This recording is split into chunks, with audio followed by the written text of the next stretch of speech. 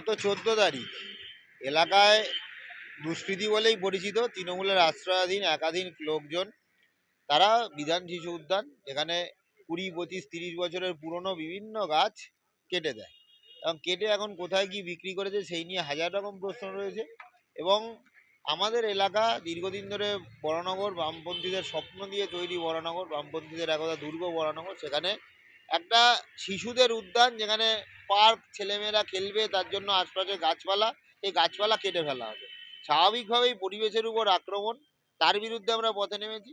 আর বরানগরের মানুষজনের উপর তৃণমূল কার্যত প্রতিনিয়ত মাথা কেটে নিয়ে চলে যাচ্ছে। এলাকায় এলাকায় তোলাবাজি, দুষ্কৃতী দৌরাত্ম্য, সেই দুষ্কৃতী দৌরাত্ম্যের ছাপ যখন গাছের উপর পড়ছে, বিধান শিশু উদ্যানে পরের পর গাছ কাটা হচ্ছে। তার কি পরিণতি হলো, কোথায় বিক্রি হলো, সেখানে কেন্দ্র করে কি দুর্নীতি হলো, আগামী দিনে বিধান শিশু উদ্যানের পরিণতি কি, গাছ কেটে আগামী দিনে সেখানে কংক্রিটের ইমারত করবে কিনা আমরা কেউ জানি না। কিন্তু আমরা বামপন্থীরা রাস্তায় আছি। আমাদের অনেক স্বপ্ন দিয়ে, অনেক সাধ্য দিয়ে তৈরি আমাদের এই বিধান শিশু উদ্যান, ছেলে মেয়েদের খেলার জায়গা, বরানগরের পরিবেশের জন্য অত্যন্ত গুরুত্বপূর্ণ।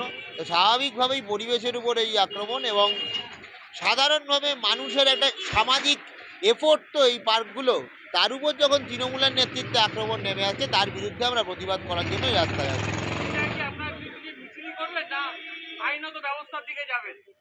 আমাদের কাজ শুরু হলো, আমরা বলছি আমরা শেষ দেখে ছাড়ব।